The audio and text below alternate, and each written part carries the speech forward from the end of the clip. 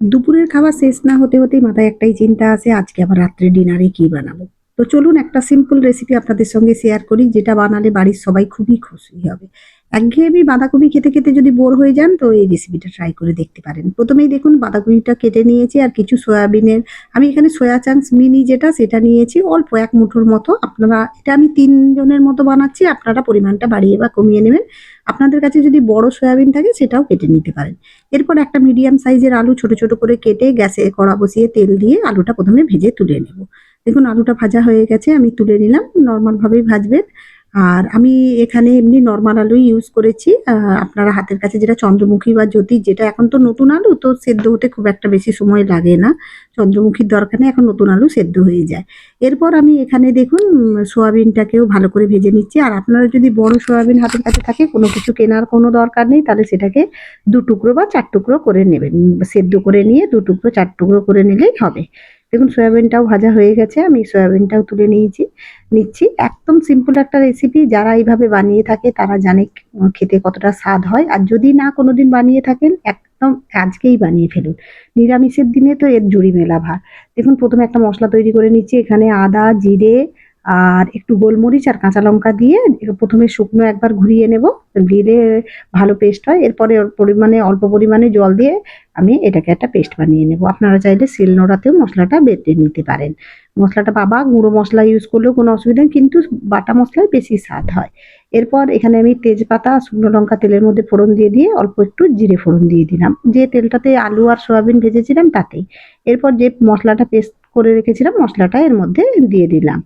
দিয়ে এবার আমি এটাকে কষিয়ে নেব। কিন্তু তার আগে বেসিক যে মশলা লঙ্কা গুঁড়ো, এটা ইউজ করা অপশনাল সম্পূর্ণ, কারণ মরিচ কাঁচা লঙ্কা দিয়েছি। এরপর হলুদ দিলাম, ধনে গুঁড়ো দিলাম। আপনারা যদি না চান লঙ্কা গুঁড়োটা দিতে, তো দেবেন না। এরপর অল্প পরিমাণে একটু জল দিয়ে দিলাম, দিয়ে ভালো করে এটাকে মিশিয়ে নেব। দারুণ একটা রেসিপি, নিরামিষের দিনে খুবই ভালো লাগবে। একটা বড় সাইজের টমেটো কেটে ছোট ছোট করে কেটে দিয়ে দিলাম। আমি এখানে 3 জনের পরিমাণে করছি, আপনারা পরিমাণটা সবকিছু বাড়িয়ে বা কমিয়ে নেবেন। স্বাদ মতো লবণটা অ্যাড করে দিলাম। দিয়ে যতক্ষণ না পর্যন্ত টমেটোটা একটু গলে যাচ্ছে, ততক্ষণ পর্যন্ত একটু নেড়ে চেড়ে দেবো। এইভাবে কিছুক্ষণ নাড়াচাড়ার পর এর মধ্যে সয়াবিন আর আলুটা দিয়ে দিলাম। দেওয়ার পরে এটাকেও একটু নেড়ে চেড়ে দেবো যতক্ষণ না একটু তেল ছেড়ে আসছে। তারপর 1 থেকে 2 মিনিট নাড়ার পর আমি এখানে বাঁধাকপিটা দিয়ে দিচ্ছি। এখন বাঁধাকপিটা খুব সহজেই সেদ্ধ হয়ে যায়, কিন্তু অন্য সময় যদি এটা করে থাকেন তাহলে বাঁধাকপিটা একটু ভাপ বুলিয়ে নেবেন। এরপর একটু ওপর নিচ দিয়ে মশলাটা যাতে ওপরে তুলে দিয়ে এইভাবে একটু নেড়ে চেড়ে নেবো, যাতে করে মশলাটা এর সঙ্গে ভালোভাবে মিশে যায়। খুবই সিম্পল রেসিপি, খেতে দুর্দান্ত হয়। আপনারা চাইলে পেঁয়াজ রসুন দিয়েও করতে পারেন, তাতেও খুব ভালো লাগে। ঢাকা দিয়ে 3 থেকে 4 মিনিটের হতে দেবো। দেখুন বাঁধাকপিটা অনেকটাই সফট হয়ে গেছে। আর এইভাবে একটু নেড়ে চেড়ে দেবো। কারণ আর বাঁধাকপি যদি একদম টাটকা থাকে, তাহলে তো এতে জল অ্যাড করার প্রয়োজনই পড়ে না, কারণ এতে যে জল বেরোয় সেটা তাতেই হয়ে যায়। এরপর আমি এতে একটা কাঁচা লঙ্কা দিলাম। আমরা একটু ঝাল ঝাল পছন্দ করি বলে আমি দিচ্ছি, আপনারা না চাইলে দেবেন না, কোনো অসুবিধে নেই। নেড়ে চেড়ে দিলাম একটু, দিয়ে এর মধ্যে আমি অল্প পরিমাণে একটু জল অ্যাড করবো। খুব বেশি জল অ্যাড করবেন না। আর যদি বাঁধাকপি থেকে জল বেরিয়ে যায়, তাহলে জল অ্যাড করার দরকারই পড়ে না।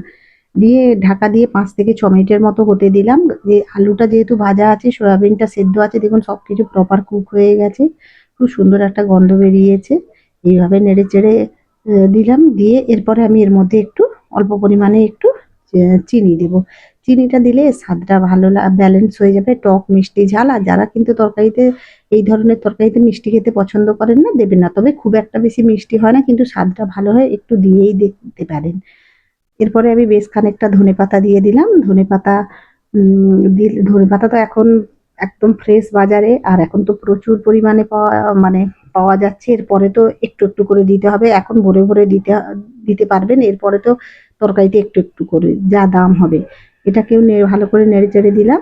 দিয়ে দেখুন বাঁধাকপিটাও সুন্দরভাবে সেদ্ধ হয়ে গেছে সয়াবিনের সঙ্গে, আলুর সঙ্গে। খুব এবার ঢাকা দিয়ে, যাতে বাঁধাকপিতে ধনেপাতার ফ্লেভারটা মিশে যায়, 1 থেকে 2 মিনিটের মতো একটু ফুটতে দিলাম।